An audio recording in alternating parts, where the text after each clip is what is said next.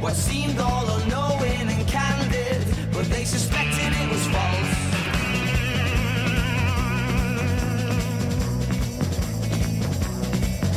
She's playful, but boring, would warn you be careful of her brigade in order to tame this relentless marauder. Move away from the parade. She was walking on the tables in the glass house, endearingly bedraggled in the wind, subtle in a method of seduction. 20 little tragedies begin.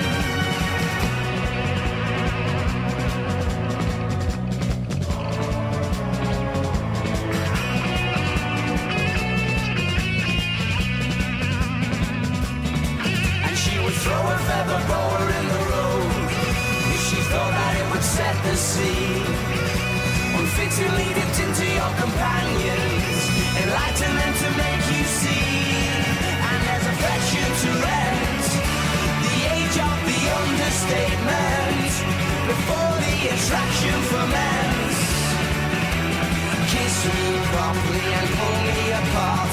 Affection to rent, the age of the understatement, before this attraction ferments. Kiss me properly and pull me apart.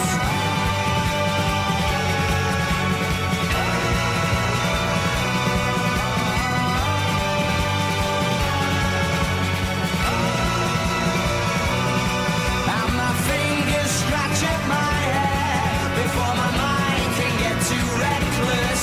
The idea of seeing you here is enough to make the sweat go cold.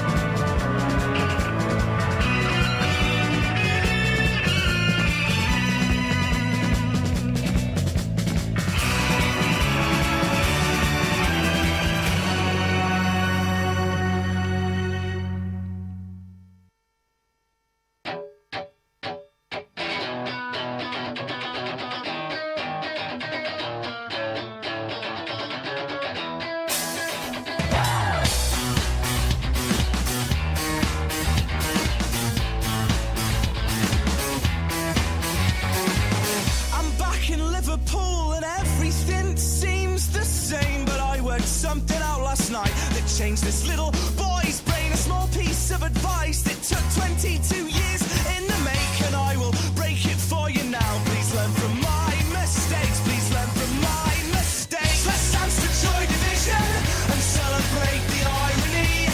Everything is going wrong, but we're so happy. Let's dance to Joy Division and raise our glass to the ceiling, 'cause this could all go so wrong, but we're so happy, and we're so happy.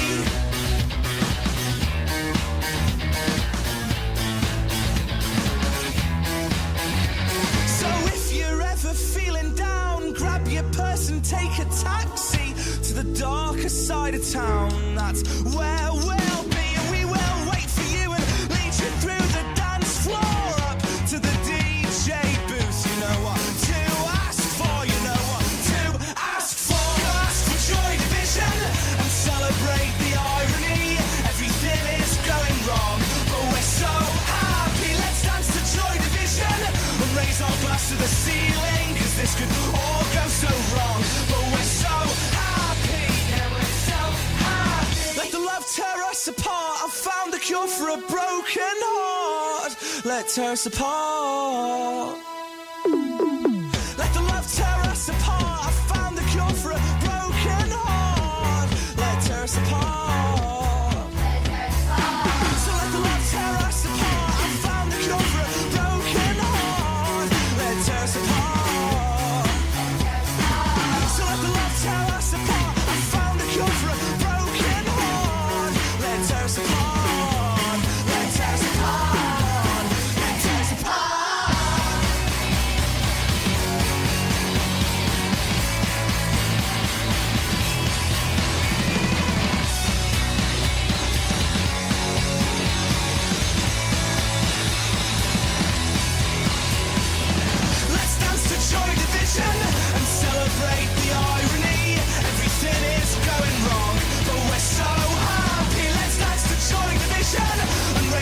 stars to the ceiling, 'cause this could all go so wrong. But we're so happy, yeah, we're so happy. So happy, yeah, we're so happy. So happy, yeah, we're so happy.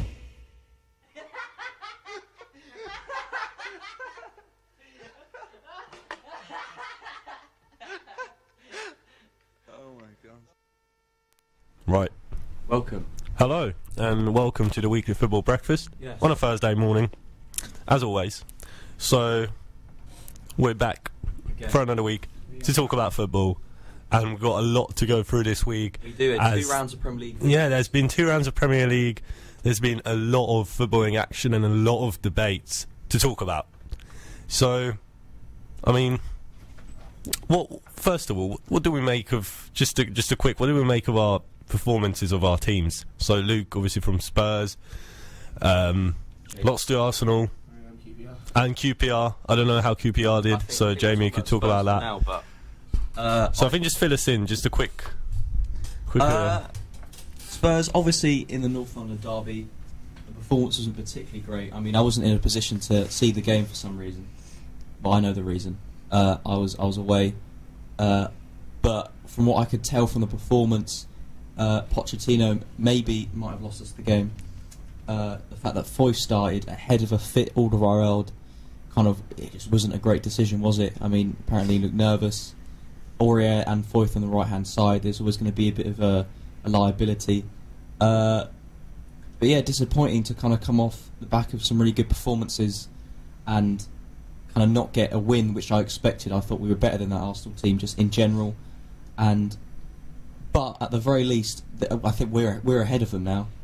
Still, I mean, they celebrated that win like they won the World Cup final, which I think shows how far we've come.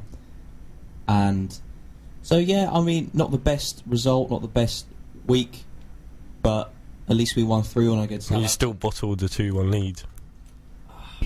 Let's not forget. I wouldn't say we bottled it. People lose leads all the time. So, and I know that is the nature of football. Bottling has certain qualities to it. That's all I'm saying. I mean, there was a bigger loss of a lead later on in the weekend, which I think Jean-Paul will probably talk about. Oh yeah. Yeah. Yeah. Go on. Well, that Southampton game, I think you're alluding to there. That is. Yeah. I don't think we should talk too much about that. Yeah, I don't know what to say. I'm just glad we didn't lose to Arsenal last night. That's the main thing for me right now. I mean, obviously, drawing to Southampton is never good, and especially the fact that they sacked Mark Hughes, which is quite funny that managers are being sacked after the fact that they draw with Man United, and that kind of shows how far we have dipped. I was saying to Lou this morning that statistically this is our worst start to a season. Well, for a while, I think before Ferguson even, because even under Moyes, we still had more points after this amount of games. Mm-hmm. We were on 25, which was the worst at this stage in the season, and that was with Moyes. We were on 33 with Mourinho last season, and I believe we're on 23 now. So we're 10 points minus to what we had this time last season, and I'm obviously disappointed. Funnily enough, it doesn't feel as bad as it did under Moyes for some reason, and that's maybe, Luke pointed out, that is because United fans are now used to these standards, and the standards have kind of dropped. After Ferguson, we had such high expectations, and then to see us slipping down to 7th was a shock, but now we're kind of getting used to it, which is sad. I think also you've got a better team than you do on the way, so United fans still have that hope that they'll turn it around because they've got the big players like Pogba and Lukaku. Yeah, and especially, Martial, for me, as I say this every week, but every week we've been on air, he's scored. For the past 5 or 6 weeks, he's scored in every single round, apart from internationals. So, he scored again. I called him scoring last night as well to my mates. I said Lukaku and Martial will score, so I nearly got a spawn. Actually, no, that's a good point to take away from Southampton, is that Lukaku finally got a goal after nearly 1,000 minutes without scoring. 1,000 minutes. So it's good to see him, and it's good to see him. I think he's gonna get some confidence out of it. Now Lingard is back to scoring. Lingard hasn't scored in 26 games, I believe. So getting those players back to scoring is kind of the key to our attacking, because when you don't have Lukaku and Lingard and Rashford firing goals in, I mean, who are you going to rely on? I mean, yeah, Martial's all well and good, but he's not exactly, you know, we're not supposed to be a one-man team. And yeah, it's just, I just want to see our attacking force being, you know, offensive again, because right now it's clearly not good enough. I mean, we are scoring goals, but it's just the way we play these games and the way we approach these games is what's wrong. So yeah, I mean, we talk about this every week. I don't think Mourinho should go. I still stand by Mourinho, so that's not really the problem. Just going back to this week, because I'm going kind of rambling on a bit now. Going back to this week, I think that game against Southampton was a bit of a shambles, but I'm glad we didn't lose that, and I'm glad we didn't lose to Arsenal. So it's, the way I look at it right now is better than losing. It's not the greatest, but last night we showed a lot of fighting spirit to get back against Arsenal. I think we went behind twice. So it is a bit of a transition from, say, 2 months ago when I was saying that there's no fight and desire in this team. That is kind of showing now, and I'm excited to see how we come out of the Christmas period. I'm really hoping this is kind of going to be a turnaround, this Arsenal game, and we could kind of kick on this mentality of, you know, hunger. It's what we've been lacking, really, hunger, and I'm hoping during the festive period we could you know, show this. So what about you, Jamie? QPR, enlighten us on your successes over the weekend, or failures. We have no idea. Tell us. Of course you don't. I'm not surprised. So we lost at home to Hull at the weekend, and apparently it was a terrible performance. Which has been, it was a bit strange because recently we've been on a bit of a roll. We hadn't lost before that since like the start of October. Actually, we might have lost one game since then, but we had that big result against Brentford, where obviously in a West London derby, we'd picked up some points against some good teams, and really we should have beaten Hull. They are down the bottom of the league. It was a poor result, and we've got some big games coming up against Leeds and Middlesbrough, so we've got to play some of the top teams. I mean, really, we're a mid-table club, so I'm not surprised. So really, winning a couple and losing a couple is what we should expect. I think all QPR fans got a little bit excited by the run because it propelled us up to like 8th. I don't think we'll get in the playoffs, but you never know. If we can go, if hopefully this is only one result, if we can bounce back next weekend, pick up another few results, we can get into the playoff hunt again, which is very good considering we lost our first 4 games and looked like we would get relegated. We don't also talk about Championship football, but in your opinion, Jamie, what do you need to push for a promotion spot, or not? Well, a playoff spot at least, or like going into next season.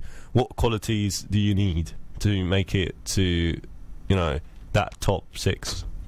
Yeah, I think, well, because we can't sign anyone in January, we definitely won't push this season. The main reason we've gone up the league is because we got Naki Wells and Tom Mohamed on loan from Brighton and Burnley and Brighton, respectively. But they're only on loan for a season. So if we're going to push next year, we need to get 2 strikers in again. And I also think we need a couple of centre-backs. I mean, we've got some good players, especially Easy and Freeman. Freeman's just signed a new contract as well, which is big. So we've got a good midfield. Our strike force at the moment is very good. Too good for the Championship. And especially QPR. It's whether we can get a couple of strikers on Wells and Hamed's level again next year. And a couple of centre-backs, really. Who's that player that plays at Aberdeen? What? Last week we talking about? Yeah. Graham Shinney. Graham Shinney is the signing for Tottenham. For QPR. I think Graham Shinney would improve any of our 3 clubs, to be honest. You know what? I think I'm being serious about Graham Shinney, by the way. Like, he's genuinely I'm surprised he hasn't moved to England, to be honest. I mean, that's obviously his decision. He spent his whole career in Scotland, I think, but he'd honestly be a very come on, good sign let's for give QPR. Scottish football some respect To be here. fair, I'd take Matt Ritchie as well. The thing is, Scottish football is obviously been dominated by Celtic and Rangers, more recently Celtic. but I think there's potential there for the Scottish League to be a good league. I mean, obviously, like, right? Because they like football. They like football. Yeah, I was going to say they love football. They got the passion. They're getting good number of fans to games. I think maybe it's a question of investment, really. Yeah, obviously the league isn't as good as quality. And there's only 12 teams in the league. 12. They play each other like 4 times, and it's a bit. Do they? Yeah, they do. I thought it was 3 times. No, I thought it's home and away twice. I'm not an expert, but we should cover this more. No, I think so. That's how they because it'd just be a bit like under 11s football. There's like 10 teams in the league, and you have a really short season. Have you just compared Scottish football to under 11 football?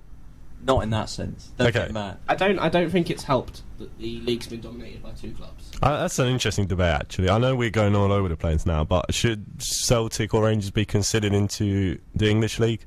Dude, they're just like in a fantasy world, yeah, but like logically, just. Well, no. If come on, Swansea and Cardiff are in. I don't think they get past the champ. I don't think they'd be Premier League. Maybe lower level Premier League, Celtic. Maybe. Oh yeah, So come on, Celtic are a Champions League club.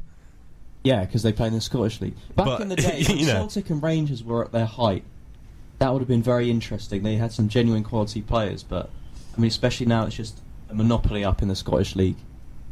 And unlike other kind of top European leagues, where one team dominates, the quality isn't good. So.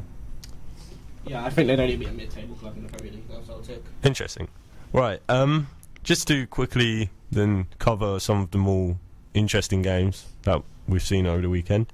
I want to talk about Liverpool against Everton. Yeah, that was an interesting game in the sense that I was expecting more goals from Liverpool. I think we had that down on the weekly 5, and I kind of expected Liverpool to score a little bit more. Obviously, they won 1-0 in the 95th minute, I think it was, because Pickford made an error. So I mean, people say that form goes out the window during these games, and Everton. To be fair, I think when you look at the table, as I said earlier, Everton are on the same points as Man United, so they're not doing as bad as people kind of expected them to be doing. They always been kind of around that mid-table ever since I want to say 2012, 2013. There was a one season when Moisey left. Yeah, Moisey. Well, there was that one season where they really slipped down, and they kind of slowly been getting back up again. And it seems like this season they're a solid side. So that's a good. I would say that's not a bad result going away to Liverpool for them. Yeah, but Divock Origi scoring. What a man! I forgot. Yeah. I thought he was on loan to like Besiktas or something along those lines. I had no idea he was actually in the Liverpool squad, and he pops up. Considering how good their front line is, like their first choice front line, the fact that Sturridge and Divock Origi have come back into like the fold for them. Sturridge. I thought he was still in trouble for his betting thing, but yeah, he rocks up on the pitch. I'm like, fair enough. He shows up. What a strike force that is. Yeah. You'd love to have that at QPR though. You could get Origi on loan, I reckon. I take any of those 5 at QPR. Any of Mane, Firmino, Salah, Origi. But yeah, obviously, I would take that, but not. Tomer Hamed, I reckon, ahead of Salah. But yeah, Tomer Hamed is a good player. I saw I'm not Hamed. doubting that actually. I saw Hamed win it for Brighton away at Burton a couple seasons back with I think it was a 85th minute penalty. Big game, big players. Yeah, indeed. Huge game that I one. think he's a good player. And Lackey Wells. Yeah, I won't hear a bad word said about either of them. They're quality players. They are, but I think, just don't want to offend you, I think Mohamed Salah's a little better than both of them. Not quite sure about that, Luke, I'll be honest. That actually leads us on to our first debate. Ooh. Now that we've covered most of the games, that was interesting. Ballon d'Or happened on Monday. We spent a large amount of this show talking about the Ballon d'Or so far, speculating who's going to finish where, who's going to win it. And it's been done. Modric has won. Luka Modric. I think Jamie might have for said. those of you who don't know. Did you predict? I did predict Modric. I thought Modric Jamie did predict Modric, and I think we kind of disagreed with him. We understood why, but we said it's not going to happen. It has happened, and now it's given us a great talking point, so I'm kind of glad it's happened. We've got something to talk about. because otherwise we're quite unprepared, realistically. So yeah, Modric. What do we think? Did he deserve it?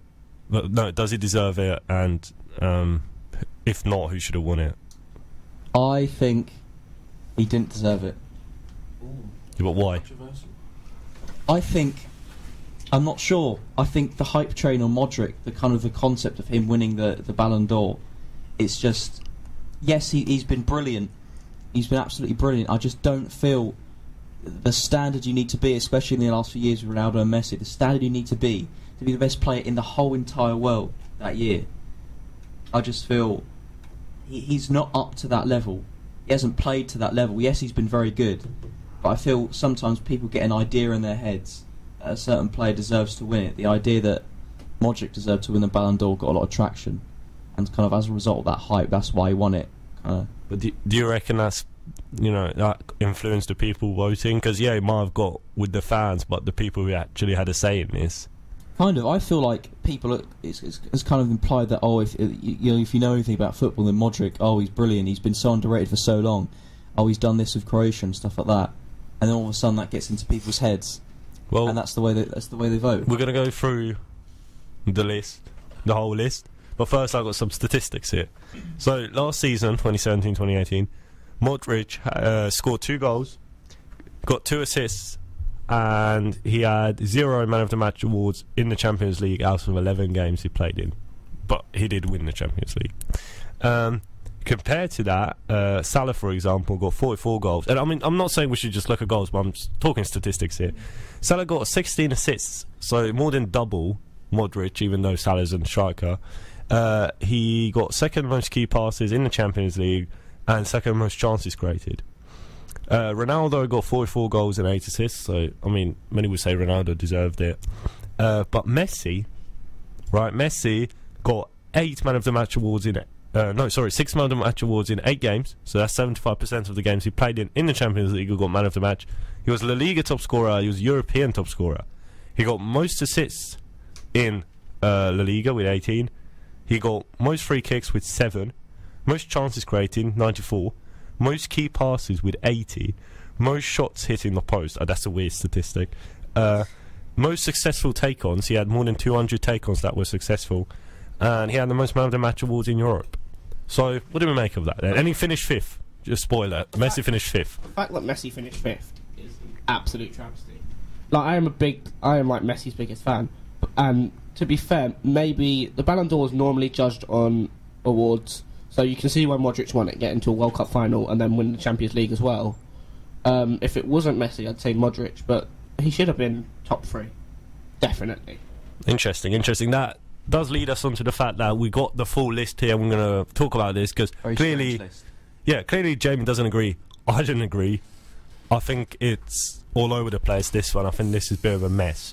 And Luke, do you agree with the list before we read it out? I do not agree on the list. Before we reveal what the list is. Okay, no one agrees certain here. Selections which I just... Yeah, there's certain bits we're unsure on, for sure. I mean, it's up to personal preference, obviously, but... So, starting off from first, we got Modric, obviously, and 2nd and 3rd were Ronaldo and Griezmann. Griezmann should not be 3rd. By the way, I think this year was a different layout, because they actually announced like a top 10. Yeah. They don't normally do this. They did the top 5, didn't they? Yeah, but they announced Modric. Yeah, but there's so they normally it gets leaked out, Yeah. But this year there's an official list. Yeah, it did get leaked before I saw that. So, well, I got the top 10 here, so we got more to talk about. So Modric, Ronaldo, and Griezmann. Many would say Griezmann deserved the award based on the fact that he won the World Cup and he's been solid for many years now. And he didn't win the World Cup on his own, though, did he? Yeah, but you could argue that winning the Ballon d'Or isn't based on that one year. It's an accumulation. Say for Modric as well, it's an accumulation of what he's achieved in past seasons. And if anyone deserves it, look at Griezmann winning the Euros, winning the World Cup. He won the Europa League. Sorry, not winning the Euros. Last year he won the World Cup and the Europa League with Atletico. Yeah, exactly. Coming 2nd in Euros, he's been scoring goals for Atletico. He's been near the top scorers list always. So I think he's always been a solid player, but the argument is that he's not the best. But then again, nor is Modric. So It's funny because Modric, I feel like this is kind of his like peak.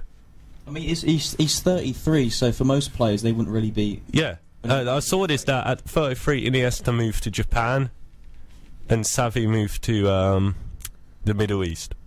Qatar. There you go. True, actually.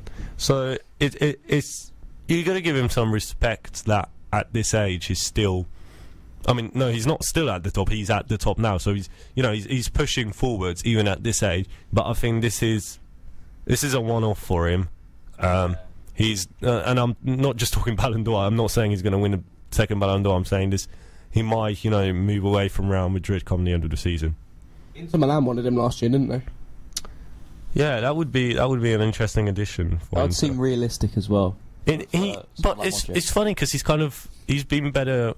He's matured well. Because at Tottenham, I mean, he was good, but he wasn't. You wouldn't say, he's going to win a Ballon d'Or. Yeah. But at Real Madrid, it just seems to be on a different level, especially in the last 3 years, I would say. And obviously, that Croatia team that got to the World Cup final has obviously benefited. Because if he didn't, reach a World Cup final, would he have won a Ballon d'Or? Probably not. I mean, we talk about teams like people winning and going to certain finals. Modric had a massive influence on Croatia. Absolutely. Well, like, in comparison to maybe Griezmann, you can't say Griezmann led France. He was obviously he's one of their best players, but he wasn't absolutely vital, I don't think. But maybe it's down to the fact that France has a lot of quality, whereas Croatia doesn't. Yeah, I think Mbappe was probably the leader for France, wasn't he? Right, and then 4th, 5th and 6th we got Mbappe, Messi and Salah. Now you mentioned Mbappe in there. Obviously he's a World Cup winner as well. He won the Young Player Award, this is like a new award that they give out, and the trophy looked a bit weird, but he got that nonetheless. And does he deserve to be higher? I think it's high. Mbappe, 4th for Mbappe is already too high, in my opinion. Yeah, I agree with that. I think Messi definitely, for one, should have been above him. I think PSG didn't have a particularly good year, did they? I mean, they walked the French league, but that's to be expected considering how bad Monaco are now. But they didn't do great in the Champions League. I think Mbappe's mainly just hype. I'm not saying he's not a good player, and I reckon he will be the world's best player in the future. But I think at the moment, the reason he's in the top 4 is hype. The reason why I don't agree with Mbappe being 4th is because is Mbappe better than Neymar? Yes or no? No. So why is Neymar 12th and Mbappe's 4th? That's why I don't agree with this, because they're playing on the same team. Neither's going to win a Ballon d'Or if the other one's playing there. That's what I'm saying. So one needs to force a move. Well, for me, it's just kind of annoying how kind of the politics side of football plays an influence. For me, it just should be straight up who's the best player. For me, Neymar's the 3rd best player in the world. Yeah, he's 12th because of his circumstances. But I thought he might even win it this year, Neymar. I mean, I thought he was genuine, because I was thinking Ronaldo and Messi have kind of fallen off. I mean, who else is there? And I was thinking Neymar straight away. I think Mbappe had a bigger shout than Neymar just because of the World Cup. Yeah, but as Luke said, that's like a team effort, right? But then Mbappe, I get what you mean. Mbappe was instrumental. I mean, he got important goals. He got a score against Argentina and Nigeria, I believe, as well. He scored that amazing goal against Argentina where he ran through. Yeah, he scored 2 against Argentina. So, yes. And FIFA does always look at the World Cup. When it's a World Cup year, they always tend to look at the World Cup. Ballon d'Or's their own award. So yeah, and it's interesting because Messi 5th, and 2 questions here. Actually, no, one question and one statement. The statement is that this is brilliant because 10 years, 5 for Ronaldo, 5 for Messi. This kind of ends the debate on who's better, and it's a draw, right? Yeah, unless one of them wins it next year. Yes, but right now it's a draw, and it's hilarious because after all this, it's still up in the air. But the question really here is this the last time that it's no, I'm sorry, is this is the first time that it's not Messi and Ronaldo since 2017? So is this like at the end of Messi Ronaldo? Nah, I think Messi will win it this year because Barcelona look amazing in the Champions League, and if they keep it up, they could win the Champions League. Funny you say that. Who's Barcelona got next in the Champions League? Spurs. Yeah, we're going to talk about That's in the weekly 5 spoiler. I just want to say one thing before about the Neymar and Mbappe debate. I do think Mbappe will be better than Neymar in a couple of years. That's interesting. Why? I just think his development. I think Neymar's too much of a diva. I think his attitude gets in his way. Yeah, but you can't doubt his ability, though. No, he's got for good sure. ability. I just think his attitude gets in the way. It's the same as a lot of top players. Like Ronaldinho was one of the best players ever, but he isn't talked about in that kind of Pele, Maradona, Ronaldo, Messi bracket because of his attitude and his party lifestyle. And I think Mbappe, I do think Mbappe will become the best player in the world. So, you're saying Mbappe will win the Ballon d'Or, but is that at PSG? No, I think he'll go to Real Madrid. Interesting. Yeah, that's why I was saying earlier that for order to... They're not going to win... they're not both going to win a Ballon d'Or while playing at PSG. That's the thing here. And I don't think Mbappe should be talked about winning the Ballon d'Or just yet because there's, a dozen players that are better than him, I would say, right now. But as you said, potentially, he could be in with a shout if he keeps it up. But he does need to move away. That's true. He does need to prove in a different league because he's only played in the French league. Let's not forget. If PSG won the Champions League, then maybe. Yeah, but it is kind of hard. I guess that's the debate as well. If it's harder for a player like Mbappe to shine at a team like PSG, or does that kind of, when he does well, does that kind of give him more respect because he's amongst these good players? Is it a fact that is kind of limiting him, that he's got Di Maria, Cavani and Neymar around him, or is it the fact that it makes him look even better? I think the league maybe just can't get past the perceived lack of quality in that league. So I think no matter how well he does, I think you do have a point because you're really kind of battling to see who's the best amongst PSG players. But I think he definitely needs a move to kind of establish himself as one of the top. Yeah, players. I agree with that because he's only played for Monaco and PSG, so he's only been in the French league. He has won it twice, so 3 times maybe? I don't know. Anyway, moving on with the list, we're going to look at Varane, Hazard, De Bruyne and Kane. That makes up 7th, 8th, 9th and 10th. Varane, I had no clue he was about. How is Varane above Neymar? I don't know how Varane is above the debate, just anyone in there. The really. debate is, and what I've seen is again, with Real Madrid, what he's done with Real Madrid in winning the Champions League. Yeah, but what has he done? Marcelo should be up there. Surely I don't know. I could be registered on the squad for Real Madrid in France. France. Luke Robinson. And I could say, I won the Champions League of Real Madrid and the World Cup of France. It's people give more power to winning trophies because it's a team sport ultimately. And how much did he contribute? And how well did he play? Where did he finish? Did he finish 7th or 8th? Or 7th. Is he the 7th best player in the world? No, he isn't. Is he better than Hazard? Is the question. No, absolutely not. And there's also a debate about defensive players, goalies, defenders. They don't get enough credit. It's true. He's the only defender on that list. But I don't think. I think he's only there because he's a defender. Exactly. Right? I think this whole list is there to kind of try and go away from the usual trends of the it's a politically correct list. It is. It's a politically correct list. That's a very good way to put it. Usually Messi wins or Ronaldo wins, and this year they've gone, everyone's saying Modric's had a great year. He's underrated. Let's give it to him. Mbappe's young. You put a young player in there. You got an Egyptian in there. Defenders. It's very diverse. Look at us.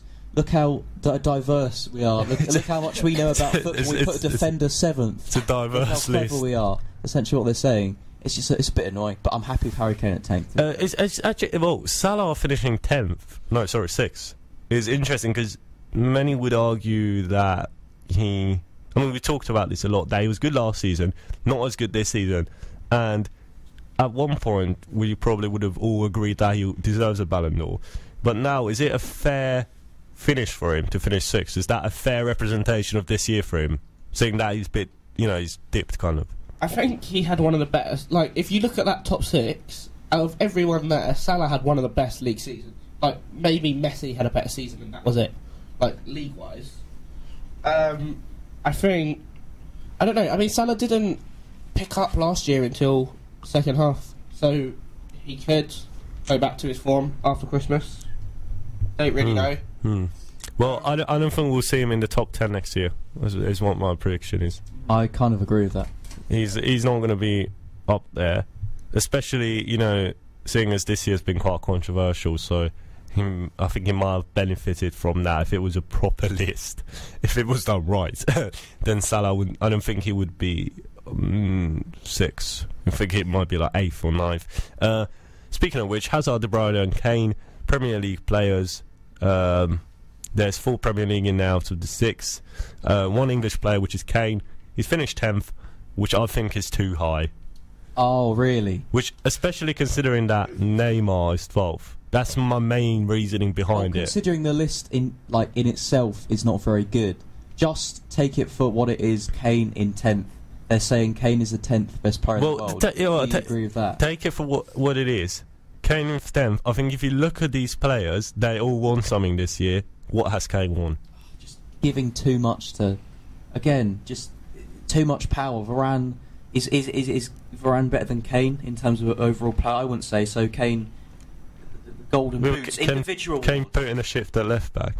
Do you know what properly matters? It like in terms of measuring an individual player, like actual individual awards, the amount of the golden boots, the player of the months. Things like that, which I actually can attribute. It is an individual award, I agree with you there, but football is a team sport, and therefore you'll always be judged on what you do as a team, right? Kane won the heart of the nations. The heart of the nation. That's what Kane won. I don't think that's going to humble FIFA. He led his team to the finish. Yeah, well, look, if you look at this list, as I said, they all won something, and that's missing there for Kane. So big question is the top teams, because they're all top players. Yeah, but big question is individual award. Who's the best? Let's not mess about. Who's the best? Let's just rank the players in terms of how good they are, and obviously form comes into that a little bit. Well, if you did that, it'd be Messi and Ronaldo. Yeah, and top again. That's tough. It's the truth though. It's true, but true. I'm not saying I would mind that, but it's. You can't ignore like how good Harry Kane's been, the amount of goals he scored, and it's an individual award. Right. The question here is, while at Spurs, is he going to win anything anytime soon? Maybe. It's possible. Right.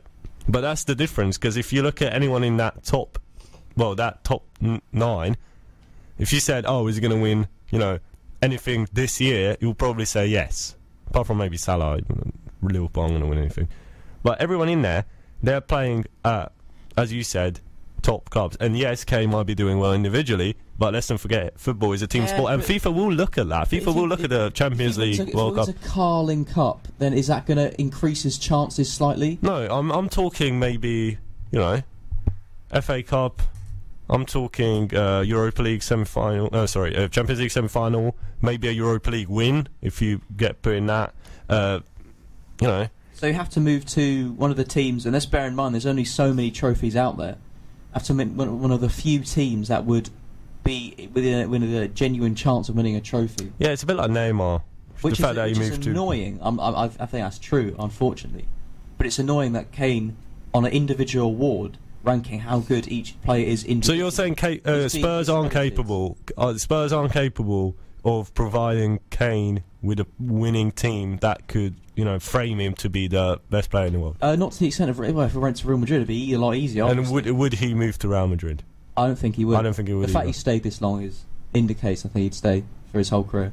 I think this is the mentality, which on certain levels is good to have loyal players like that. But it is kind of the mentality here that because the Premier League is the best team in the world, if you're doing well in it, you don't want to move away, right? And Neymar, look, he was in the best team in the world.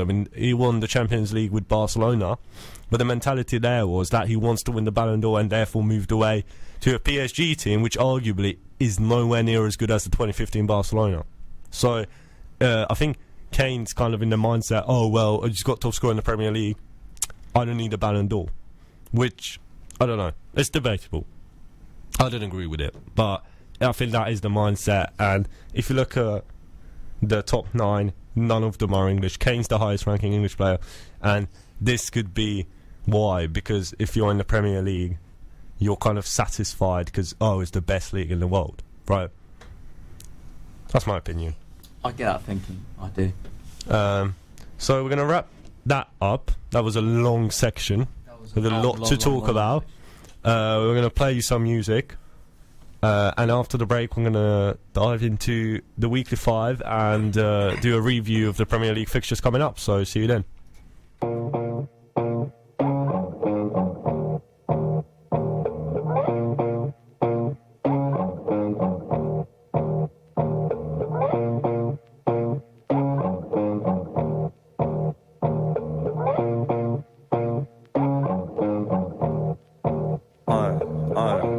Please, we ain't got no peas because we spent all our money on some OCDs. It's like, oh please, we ain't got no peas because we spent all our money on some OCDs. We're saying, oh please, we ain't got no peas because we spent all our money on some OCDs. We got some OJZs, couple ODBs, place them up in perfect order cause my OCD won't let me keep it. I never speak it and keep it a secret. It'd be peak if any geezer would hear it and then repeat it, so we keep it deep and out of reach from all the Egypts. If you need it, best believe it, you won't seek it. Locked up in my room, deep cocoon like you're digging in crates. Already dug where you're digging, so you're digging is bait. Keeping it straight, starts until late. Sample the breaks, then we move on to the group, grabbing that sample at 8 seconds. Blue beckons, smooth like new weapons. If I do step in, smooth repping with true brethren's rude. News getting too loose, look who's prepping. All tunes through Jimmy to Zeppin. Now who reckons you knew you're rocking with a master at this maneuver? Blast fast cause we're hard to resist. Bliss like it was vital, reciting my recital. One back in the snapple, then snap the crackle of the vinyl. Sweet onto repeat, Chris is chopping the beat,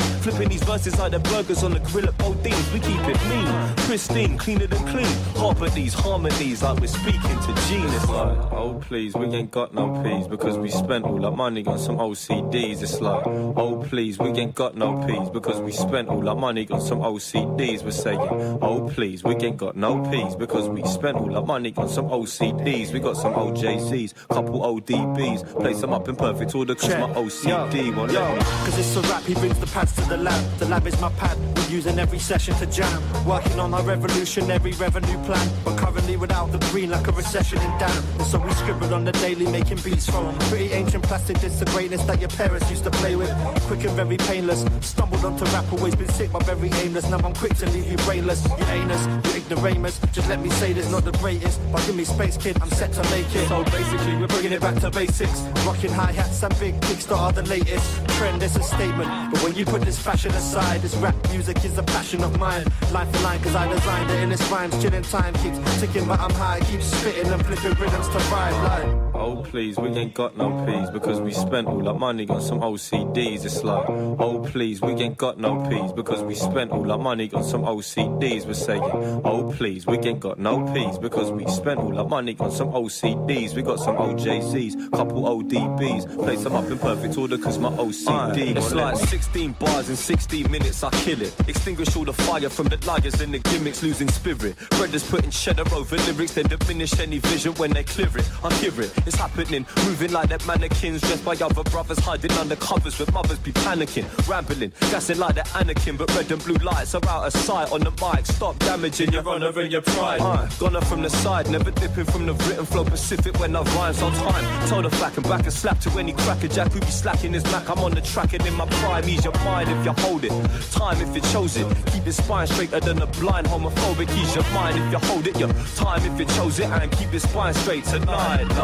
Oh please, we ain't got no peas because we spent all our money on some OCDs. It's like, oh please, we ain't got no peas because we spent all our money on some OCDs. We're saying, oh please, we ain't got no peas because we spent all our money on some OCDs. Got some OJZs, couple ODBs, place them up in perfect order cause my OCD. It's like, oh please, we ain't got no peas because we spent all our money on some OCDs. It's like, oh please, we ain't got no peas because we spent all our money on some OCDs. It's like, oh please, we ain't got no peas because we spent all our money on some OCDs. Got some OJZs, couple ODBs, place them up in perfect order cause my OCD won't let me keep it.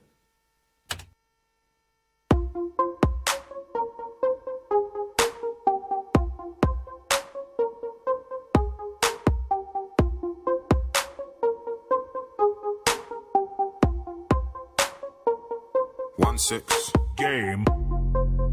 At this age, how are them man still hating? My young boy in a different country, but he ain't never been on vacation. One hand on a girl I'm dating, one hand on the cash I'm making. We come through like Funky Friday and have all your man them skating. I came in 550 on trainers. Island girl amazing, could be Bayesian, Trini or Haitian. She got a bag with flowers. If the trainers match, I'll take it. Me and bro just shut down Gucci, had the whole of the shop floor waiting.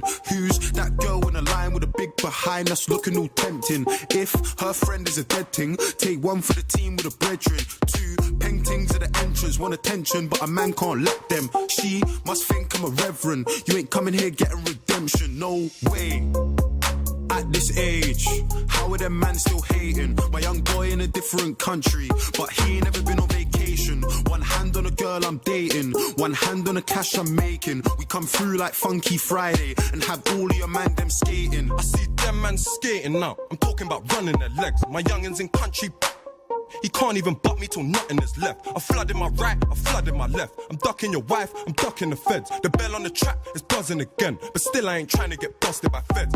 Look man, I ain't caught the bus in a sec. It's me and my cutting through west. The way that I went and just flooded my neck, I'm shocked that I ain't got a struggle for breath. When me and the missus be going on dates, she's holding the I'm holding her waist. Just see some pics moving low on the main, so I phoned up my told him to play.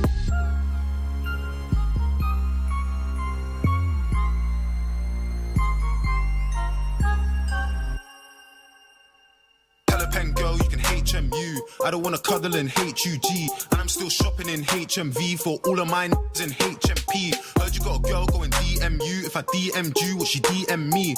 Young black brother, I'm a stylish G man. I put the IC in IC3. They tell me I'm gifted in rap. Nothing was nice, used to live in a trap.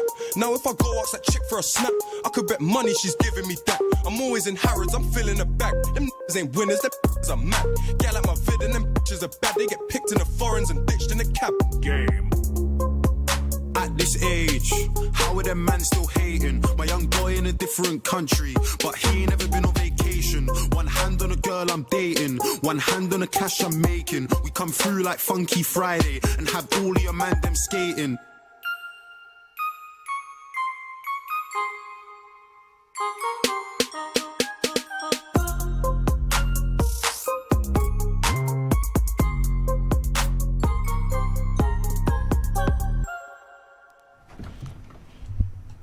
What a tune. What a tune. Welcome back to the Weekly Football Breakfast. From 9 till 10:30, we have not mentioned that yet, so don't forget we are on every Thursday, 9 till 10:30. Next week is just going to be Jamie and Luke. Yes. But then in January, we're going to be going full steam ahead, every week banging out shows. Don't forget, you could listen back on, unsurprisingly, the listen back option on the Radio Sonar website. And also, what happens on YouTube, Luke? On YouTube, I found actually, if you type in WFB on YouTube, nothing comes up. Type in the Weekly Football Breakfast. Just search for our show. It's the Weekly Football Breakfast. Just type on YouTube, the Weekly Football Breakfast.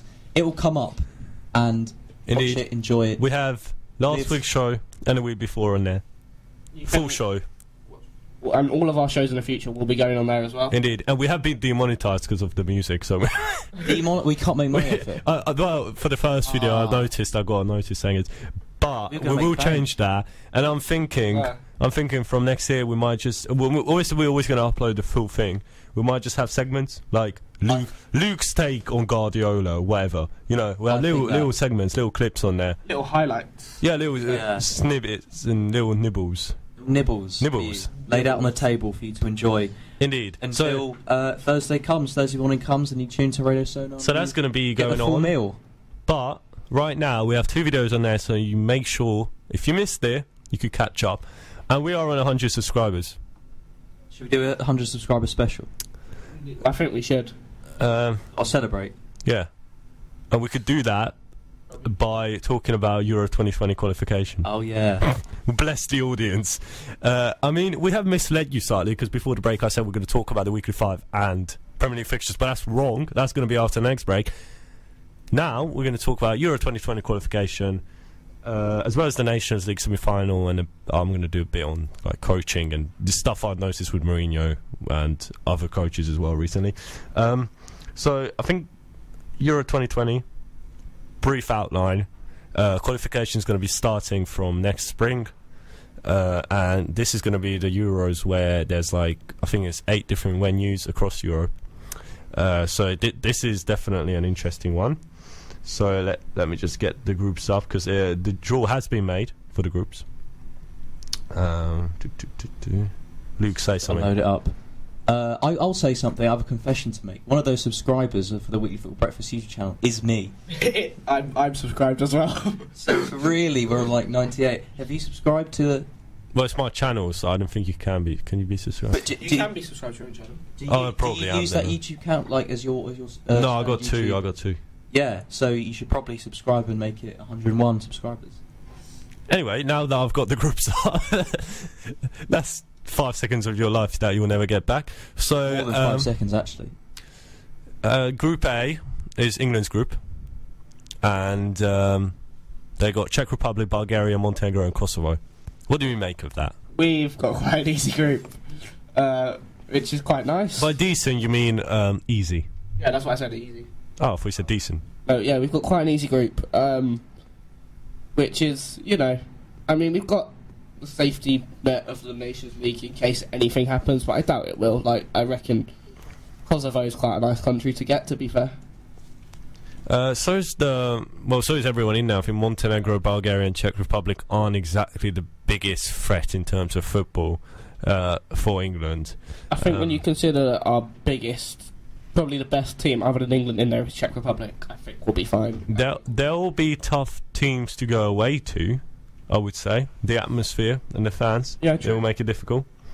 So that will all be tough for you, but I think England will cruise through. As always, let's be honest, you always get one of the easiest groups out there.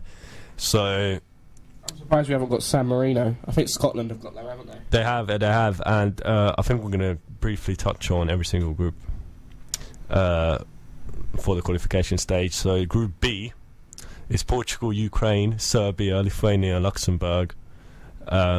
Portugal, same as England, getting a relatively easy group, but they have the small matter of playing who did they have? Switzerland in the Nations League semi-final, and England have Holland, and we're going to discuss that after this bit as well. So these teams do have that to worry about as well at the same time, because this is going to be going on during, I think the first 2 rounds of fixtures for this is before the semi-finals for the Nations League.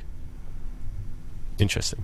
Yeah, I mean, obviously England are going to prioritise the semi-finals of the Nations League. Yeah, obviously. Netherlands and Germany end up in the same group. I think this has happened a couple times before with these. That's Northern Ireland's group. And you got Estonia and Belarus in there. So Northern Ireland, any chance of making it to this Euros? Yeah, I don't think so. No. I think that's probably one of the best groups. Germany, Holland's going to be a very good game. Both of them, aren't they? Both sides they play. Yeah, I don't think Northern Ireland are going through. It is a bit early to speculate, because when you think about it, this time next year the qualifiers would have just about finished. No, I'm wrong. They would still be going on. Yeah. The last qualifying bit is the playoff, which is in the spring of 2020. So we're still going to be going solid in a weekly football breakfast, but it's a while away. Alright, it's a while away. So Republic of Ireland, they got Switzerland, Denmark, Gibraltar and Georgia. They're not going to call off and get out of that group. Wait, who was the first team? Switzerland, Denmark. Yeah, I mean, I'm half Irish, so I'd love Ireland to go through, but they always get Denmark. They had them in the World Cup playoff, where they lost 5-1, I think, on aggregate. No, actually, no, I think they lost. It was either on aggregate or in Dublin. They had Denmark in the Nations League group, and Wales finished bottom of that. I want to see Ireland do well. I think that they bring a lot to a competition in terms of fans and passion. I mean, you saw them in Euro 2016; they were brilliant. I think it's interesting the thing they have with the new coach coming in at 2020. I mean, I'm half Irish as well, so I'm always kind of cheering on Ireland. Just for the record, I'm not half Irish. We have a full Irish person, kind of our two halves added together. That was bad. That was really bad. Oh, that wasn't actually meant to be funny or like a joke or anything or clever. I just kind of said it right. Okay, back to the football. The interesting thing, they have a manager they have Mick McCarthy until 2020, which I'm not sure how that's going to go, to be honest. He's a great manager, Mick McCarthy. He's got and then it's Kenny from Dundalk taking over. I do follow Irish football now and again. Like to dabble in it. My family's from Cork, so I like to see Cork do well. Cork United. Cork City. Of course. Of course. And yeah, so Cork won the league last year because the Irish league's played from February to November instead of like a traditional That's good. league season. So I would prefer that. It's the break at the moment. So Cork won it last year and the FAI Cup, and Dundalk won both this year. And Dundalk have been very good recent years. I mean, we've covered Scottish football, we've got Irish football. Football breakfast. Interesting. Group E, right, this is the one that concerns me, because this has got Croatia, Wales, Slovakia and Hungary, and Azerbaijan in there. Now, as a Hungarian, I'm looking at this. I'm weirdly optimistic, because, I mean, you never know with Hungary, we're probably not going to make it. We are one of the host countries, so this is meant to be set up so it's easier for us to qualify. Don't know about that. But I am optimistic because the main threats in there, Croatia and Wales, aren't the sides that they are now, but they're not going to be the sides. I feel like Croatia got a lot of old players. We talked about Modric, they got Mandzukic, maybe else they've got Rakitic. Anyway, Perisic. Yeah, but their golden generation, I think this is the peak, this World Cup, and they might go into a bit of a decline. But regardless, I still think they're going to qualify and win this group. Our main competition there is Wales. Yeah, second place is up for grabs. It's not like other groups, especially like Ireland group or Northern Ireland's group, where there's just it's an open teams. group. It's an open group. You still think Croatia probably qualify first. You probably think, but I'm saying they're not going to be as dominant as people think. You could get points away from Croatia. More susceptible to, you can imagine nicking a few points off them. And, I think Hungary could get a few results. They could finish. I mean, you'd think. I'd think that would be Slovakia and Azerbaijan. That's not really, the question. I think the Wales game, and it's actually our last game, Wales away.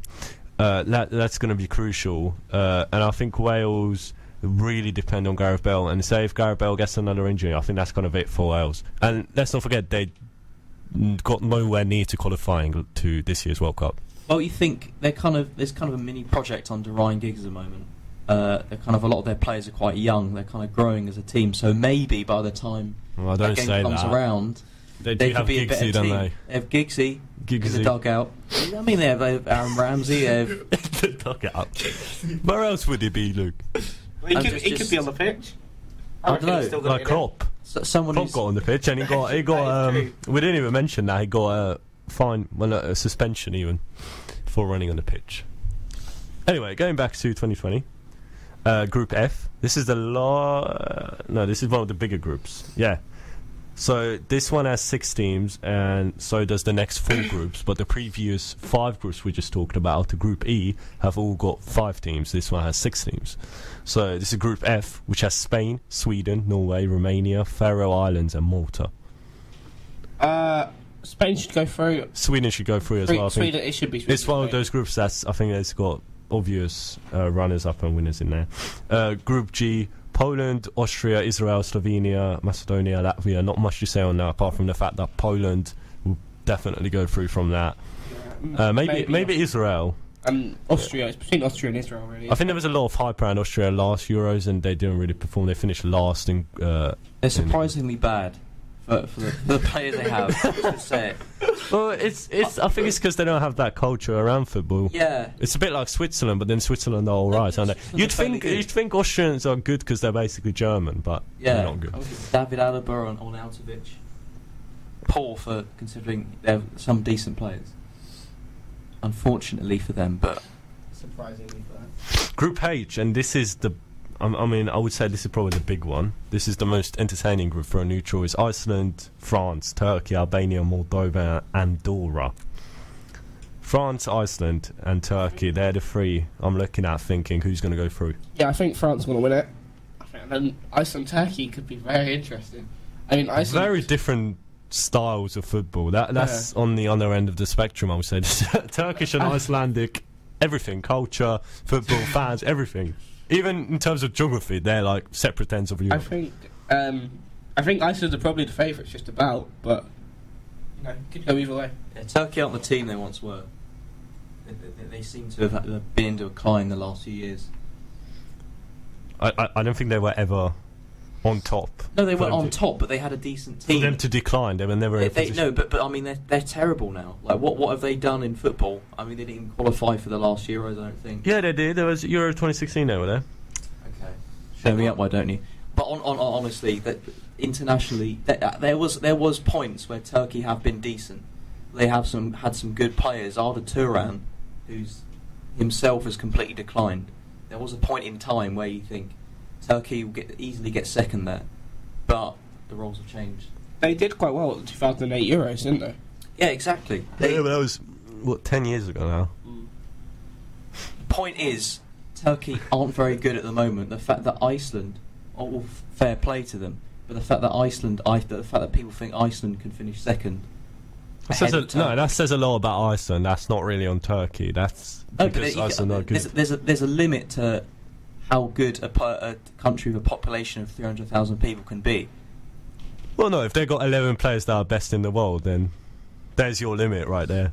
No, best in the world. There's a logical limit. Turkey aren't as good as they should be. There's been a decline.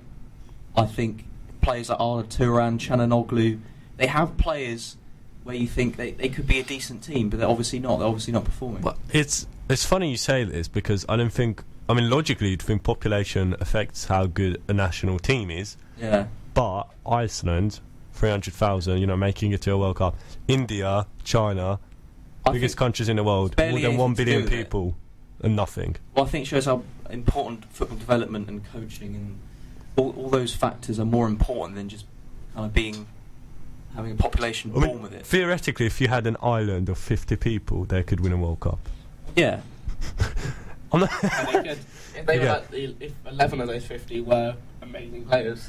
Oh, imagine, you got those uncontacted islands. North Sentinelese Island. Yeah. But obviously their environment is different to ours, because they kind of develop differently and they're not immune and so on and so forth. Yeah, they die. But what if they're... World Cup. Well, yeah. Okay, I'm not saying that. I'm saying, what if they're like superhumans? Their kind of environments kind of force them to be like 7 foot tall, and they could kick a ball so hard it will like break the net. We know they're not 7 foot tall. Actually, we've seen. Imagine they came out like that. Die, according to Luke. or they would, because there's two ways about this. They either win the World Cup or die. Yeah, I mean, they either they catch the common cold and die. Or anyway, going back to Euro 2020, because I don't think the North Sentinelese will play at Euro 2020. Yeah, because they're not in Europe. That's why. Unfortunately, they're not in Europe. Registered by FIFA. Or like we should start a campaign to Do you know? This is funny. This is funny because I came up with this idea when I was in high school. That if like me and my mates moved to San Marino, and I think we were decent players, right? Yeah. We would probably end up in their national team, right? Because they got like a population of, I want to say like 5,000-10,000. I think it's really hard. I think I've looked this up. It's really hard to get citizenship in San Marino. But say you did, it'd be worth it, right? Because you'd be playing at Wembley. Yeah, you'd probably play England. Yeah, exactly. I think you have to go all out. I think I can't exactly remember, but it's like. I think it's a 5-year process. I think I've looked. Has everyone looked into this for some reason? Have we all fancied our chances of getting into the San Marino team? I'm going to look now. Come on. Right, while Luke's doing now, I'm going to go through Group I, which is Belgium, Russia, Scotland, Cyprus, Kazakhstan, and San Marino. So that's got San Marino. So if you did get a citizenship, you'll be playing against Belgium, you'll be playing against Russia. They got an interesting combination of flags: Scotland, Cyprus, Kazakhstan, San Marino. That's quite unique, the flags. I'd love San Marino. On a side note, it would be hilarious. Have you got any results on that, Luke? No, unfortunately, the data, it's just technical issues. Technical issues. Anyway, the bottom line is, it's difficult to get citizenship, but it would be worth it. So, if you're a 13-year-old out there listening to this, go chase your dreams. I know. Apply for citizenship. If any of the ladies listening who may be expecting a baby, move to San Marino or Gibraltar or somewhere like that. Or North Centrally. I would just like to say, if we have any San Marino listeners, we don't mean to cause any offence. We love your country. We probably don't have any San Marino listeners. We might do. We might have one. If you're listening to this on YouTube and you're from San Marino, leave a comment. Yeah. Let us know. I mean, you can look on YouTube who's doing it from where. Oh, really? So if we do get a San Marino. A San Marino. A person from San Marino. If you get a person from San Marino listening to this, then we should have a little segment on them each time they play. Or like should we say Gibraltar or something. Those are the two smallest. Should we follow? I've got a cousin, joined the family through my uncle who lives in Gibraltar, and he played for a team and played in the Europa League. Oh, interesting. I mean, only the qualifying rounds, but he did play in the Europa League. Still counts. I mean, Celtic lost against what are they called? Lincoln Reading. I got a weird flex on that. Go on. I played against someone who played in the Europa League. That's pretty cool. That's not a weird. Only in training, so not a proper game. Okay. I had a training game against. I've trained with someone that played a few games for Aldershot, so I mean. I'm anyway, second in that weird flex. Right, going back to the Euro 2020 last group, before we take a quick music break, is Group J: Italy, Bosnia, Finland, Greece, Armenia, Liechtenstein. I think Italy will win that. Yes, I was going to say that. Well, there's no debate on that. Liechtenstein, they don't have the same charm as the other smaller countries. I mean, yeah, debatably Armenia's not exactly European, but just not very likeable, are they? I mean, I think they're a bit of a tax haven, aren't they? What's the other one? It's Liechtenstein and Luxembourg are kind of two small tax havens in Europe. And Monaco, but Monaco's not recognised by FIFA. Yeah, a bit like North Centralese Island. I share that struggle. Yes, Monaco and North Centralese are very similar. They are very similar countries. Okay, honestly, like the way they have like the spears, so like the goalie throwing it out would be. I'm just saying, just putting. Yeah, you'd have a laser. There's potential. Yeah. There's potential there. I think we should take on the coaching of these lot. Right. Anyway, we're gonna take a music break now, and then we're gonna be back to discuss the weekly five because we still haven't done that at this point, and we normally do it by now. So, for those of you who are concerned, we are going to do the weekly five, and then we're briefly going to touch on the Premier League. So, enjoy this music break and see you after it. Yeah. Ooh. Yeah. Sis got blah boy, sis got blah boy. Ooh. Sis got blah boy, sis got blah boy. Ooh. Yeah. 901 Shelby Drive, look alive, look alive. Came up on this side, now they on the other side. Oh well, them dog, we gon' see how hard they ride. I get racks to go outside, and I split it with the guys. We up on the other side, that then like we tied. I've been gone since like July, that then like I died. They won't be expecting when Capo go to slide, cause I told them that we put that behind us, but I lied.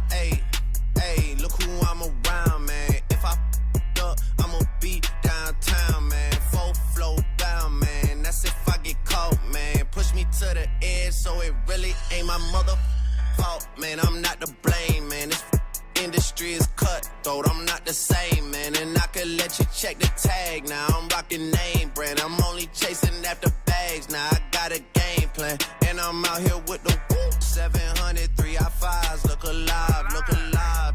Came up on this side, now they on the other side. Oh well, them dog, we gon' see how hard they ride. I get racks to go outside, and I split it with the guys. We up on the other side, that then like we tied. I've been gone since like July, that then like I died.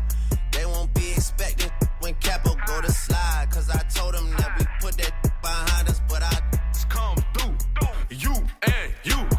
I'ma get the money, Drizzy get the loot. Pull up with that Draco, play with Drake and I'ma shoot. My weapon be the instrument, I blow you like a flute. Play so we feelin', pull up broad day with the K9 shivering. Drop it like it's littering.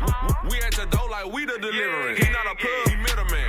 That round like cinnamon. I got them round like Sugar Ray Robinson. Sausage tell how you gasping for I'ma spray 'em just like for a breeze. Came a long way went from sitting in the nosebleed. 9 on the floor talking to the athlete. Man, I'm so close to the guy that I can steal the stash sheets. It's block. 901 Shelby Drive, look alive, look alive. Came up on this side, now they on the other side. Oh well, them dog, we gon' see how hard they ride. I get racks to go outside, and I split it with the guys. We up on the other side, that then like we tied. I've been gone since like July, that then like I died. They won't be expecting when Capo go to slide, cause I told them that we put that behind us, but I lied.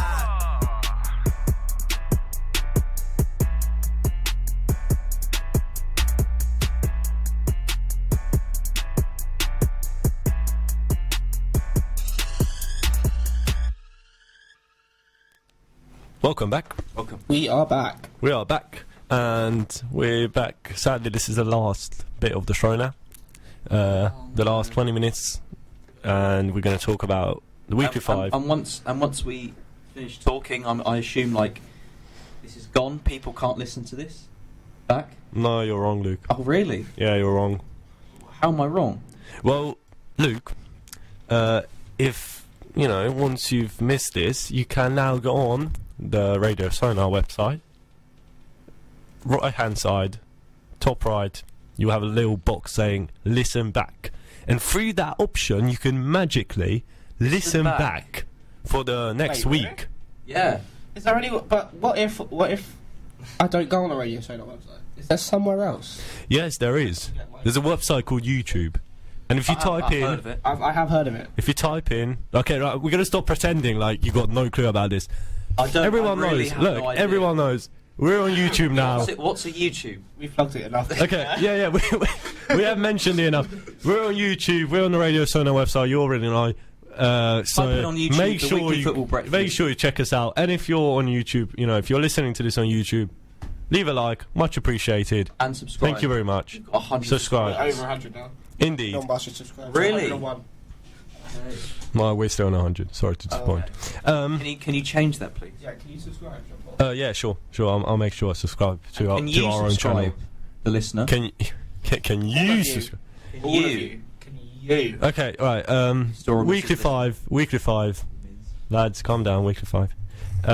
Sorry. So it's that time of the week where one of us predicts 5 fixtures, and the others have to predict it live in air. See what happens. If you know, person who gets closest to the scores wins, gets the point, gets added up. Luke's kind of running away right now. I'm second. Jamie's tied with me in second place, I believe. I'm behind you, aren't I? No. What, did you get a point last week? Oh yeah, I won. 2-1 at the moment. We did rock paper scissors last week, so that's kind of the high action stuff you get from us. 50% of your points have come from rock paper. Scissors. And this is the nature of our show. You never know what's going to happen. You get rock, paper, scissors in San Marino. Indeed. So and Gibraltar and Luke's going to do North Sentinelese Island. Luke's going to do a recap because we got the scores from last week. Yes. Isn't that correct? Yeah. Jamie? Oh, yeah. Oh, what? It was my weekly 5, wasn't it? Yes, it was. And have you got the scores? I've got the scores right here. Luke's got the scores. Luke's got the scores, sorry. Okay, Luke's got the scores from last week. We're going to recap last week, see who did well, and then I've predicted 5 games this week.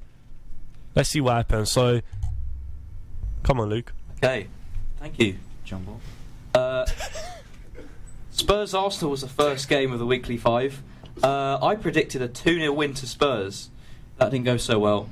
And both Jean-Paul and Jamie, you both predicted 2-2, a 2-2 draw. So it's. I think me and Jean Paul get the point now. We do. So you get a point each. Yeah. And we didn't do rock, paper, scissors on that. We did rock, paper, scissors on the final score. Just make it clear. So we're not going to be doing rock, paper, scissors unless it is a draw on the final results when all the individual points from each game get added up. I know it's very confusing, but just bear with us. It's not confusing. So what's the next game? The next game was other derby, Liverpool-Everton. I said a 3-1 Liverpool win. Jean-Paul, you said a 3-1 Liverpool win. And Jamie, you said a 2-0 Liverpool win. So, Jamie, you take that one. Now, yeah. Yeah. So the score is 2. Exactly. This is the thing. It's more about the score than the result, because we all predicted Liverpool win, but whoever gets closest with the score gets the point, and in that case, Jamie did. So third game. The third game was a Spanish game. It was Real Madrid versus Valencia, or Valencia, as some people like to say. I said it's going to be a 1-0, 1-0. No one calls it that. No one says that. Okay, well I do. It was a 1-0 draw. I predicted a 1-0 draw. Jean-Paul, you predicted a 2-1 Real Madrid win, and Jamie predicted a 1-0 Real Madrid win. The actual score 2-0, I believe. Was it 2-0? I think I took the point then. I think Wait, I'm sorry. Do we know the actual score? Was it lucky? I don't have. I can't Google on my phone. Right. I've got signal. We're at the point now where I have to Google what the actual score was, because some of us haven't done their homework.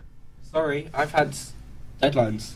Yeah. 2 deadlines this week. Same. Student life. Although I think it was my responsibility to get the score. Mine. It was my weekly life.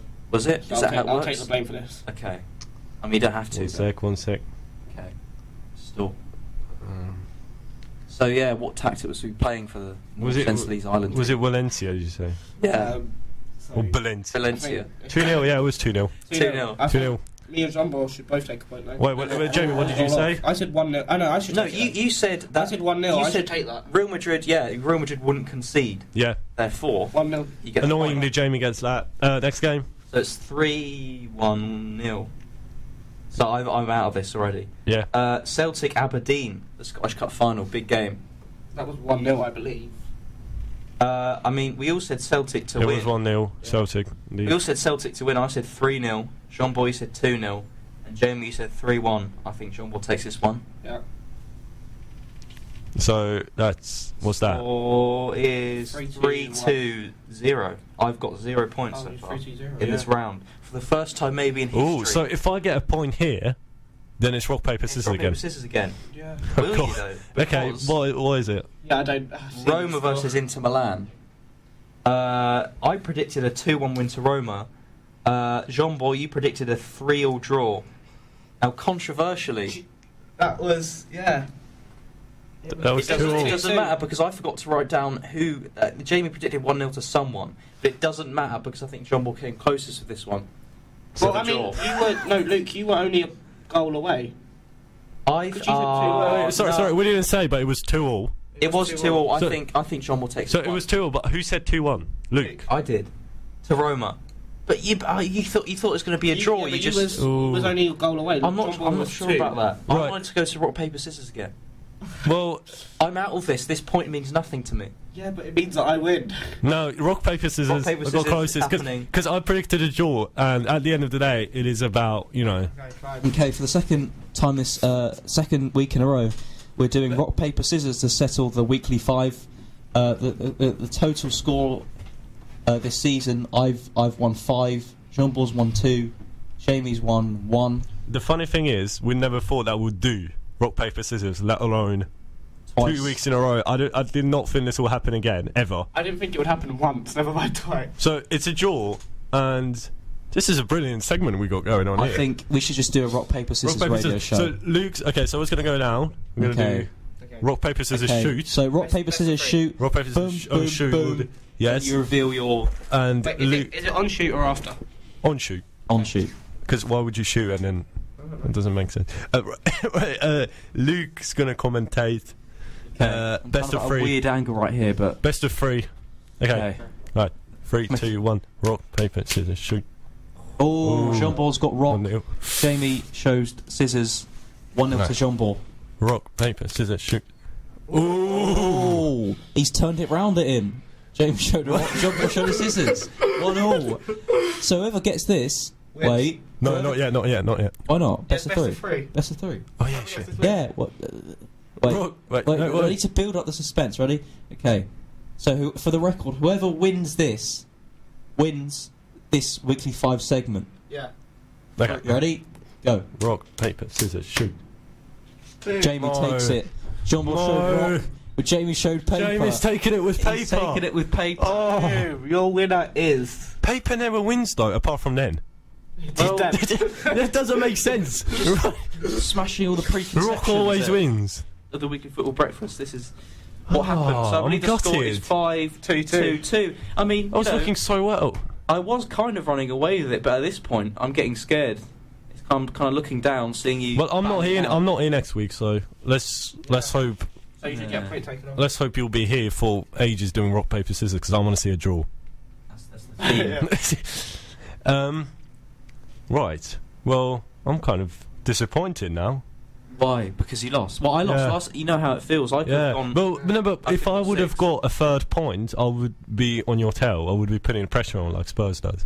If I can get a point next week, It's just. I was unnecessary and it didn't work. But fine.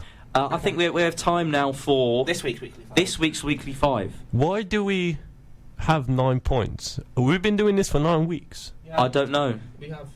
No way of being. Wait, no. And some weeks, some people both. There's been 2 points. Well, some would say that Jamie's on -3. But that's I think not true. we've dropped that. I think we've let him off of that. Is that not a thing anymore? Yeah, that's not a thing anymore.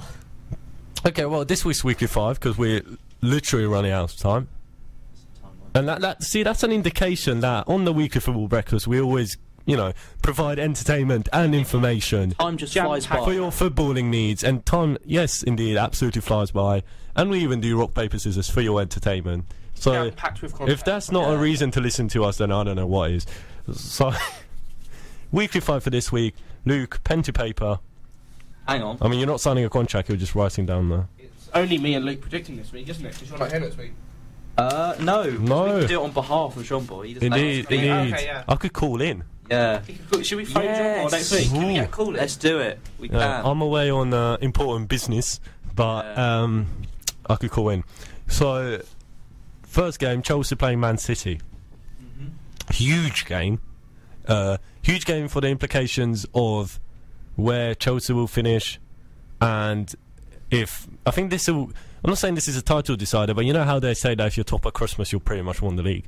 And tell that to Arsenal, if historically, apart from Arsenal. So if City win this, I feel like they'll probably be top at Christmas, and that kind of cements their position at the top for a while, definitely. And then Chelsea will be slipping, seeing they already lost to Wolves now, and they're not playing. I mean, they're playing well, I would say, but that game against Tottenham is definitely a big blow for them.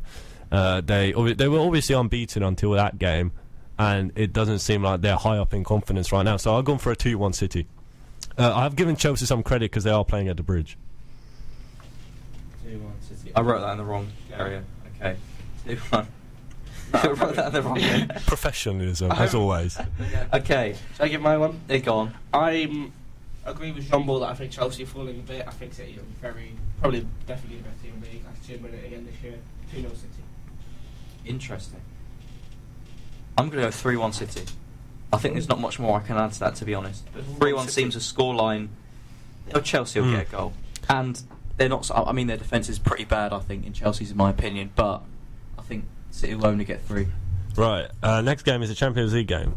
And bit of a backstory to this. I have gone with Barca Spurs, so you could write that down. But I was thinking, what Champions League games there are that's really interesting. And I was thinking, obviously, as a United fan, I was thinking, well, Valencia are playing United. And I mentioned that game will be like the decider for our Champions League fate this year, right? And it feels so good that it's not. However, this is pretty much a decider for Spurs. Obviously, we have beat Young Boys. And on the side notes, I wanted to say that, Mourinho's reaction, and he didn't get any... Yeah. I have made the observation, and this is funny because my girlfriend mentioned this to me, that if you look at Mourinho's behaviour, right, because she wants to study, sports and sports performance, and if you look at Mourinho's behaviour, what he used to be a couple of seasons back, how calm he used to be, remember that? Yeah. And now he's throwing tantrums left, right and centre. So this could be a sign of... some psychology going on behind the scenes there, and it could be the reason why United is in a bit of a decline. Because if you look at Mourinho's behaviour, he's not the same man. Let's be honest. Going mad. I have wanted to mention this, that even though I did say I want Mourinho to stay, it is clear that if you judge his behaviour, it could be affecting the team's performance, and he's not the same man. So, but I'm glad we're through in the Champions League. And Barcelona Spurs, yes. So I've gone for a 3-1. To Barcelona, obviously. Why would I go for a not 3-1 obvious, Spurs? Come on. because I'm going to go 2-1 to Spurs. Spurs. It's optimistic. You need this win, don't you? Yeah, I think we need. No. We need to match Inter's score. So if Inter draw, Yeah, so if Inter draw against PSV, we just need to draw against Barca. But I think we'll go to the Camp Nou, and we will win 2-1. this is an interesting game because Spurs are going to go throw everything at Barca, and they're already through. I'm going to say 2-2. I just hope they play a really weakened side. I hope they play like Rafinha if they still play. Yeah, but they still have, that aspect. Can they finish second? I think they've won the group. No, they've won the group. Oh, they won the group. I don't know. I don't think they'll play a weakened side. They'll rest some of their players, but I don't think they'll go really weak. I think it is an interesting game a game, as Jamie said. So let's see how they get on, and then we'll talk. Jamie and Luke will no doubt talk about that next week. Next game I've gone for is Leeds. Jamie hasn't predicted yet. 2-0. How rude. Oh, sorry. I said 2-0. Oh, did you? He did. Okay, maybe I'm rude. Next game I've gone for is Leeds against QPR. Hey, the boys. I had to. And I've gone for 2-1 Leeds. Thanks. Yeah, I'm going 2-0 Leeds. Oh, this is interesting. It's close. I'm going to go in my heart and my head and say 1-0 QPR. Oh my god. Oh, yes, Really? come on. Fair enough. Blackpool against Solihull Moors in the FA Cup second round replay. This was on BBC, this first game. I watched it a bit. It was absolutely quality. Really? Whose ground was it at? Was it? It was at Solihull. So this is at Blackpool. I prefer to watch it than on the ground. Blackpool Was knocked it? us out of the League Cup this year. Right. Fun fact. Right, I've gone for 1-0 Solihull. Solihull. Because it is the FA Cup, it is that underdog story. I want to see them in the next round. I believe the winner gets Watford, if I'm not mistaken. It's Arsenal.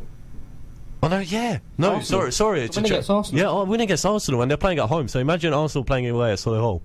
Okay, so I'm gonna agree. Yeah, sorry, yeah, they're playing say Arsenal.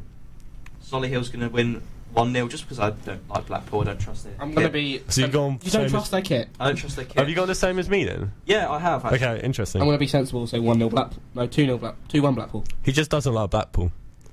And then the last game. Now this is a big one for the relegation fight. Cardiff playing Southampton. I've gone for a 3-2 Southampton. I'm gonna say, I think Cardiff are gonna win 2-1. I'm going to agree with Luke. I think Uncle Neil's going to put it out of the bag. Cardiff 2-1. Uncle Neil. He is. Neil Warnock was amazing for QPR. What did you say? The league. What did you say again, John Boy? You said 3-2 Southampton. Southampton. I don't know who they're going to get in after Mark Hughes. That's a debate. Well, they've already got the Been living on a rock. box. Who? Yesterday. RB Leipzig box. He watched the game at Wembley. Yeah. Oh, well, I'm sorry. I don't follow football. Sorry. No. Follow. Despite the fact that I talk about yeah, you football. follow rock paper scissors. Anyway, I think that's all we have time for. Anyway, I think that's all we have time for. Anyway, I think that's all we have time for. Anyway, I think that's all we have time for. Anyway, I think that's all we have time for. Anyway, I think that's all we have time for. Anyway, I think that's all we have time for. Anyway, I think that's all we have time for. Anyway, I think that's all we have time for. Anyway, I think.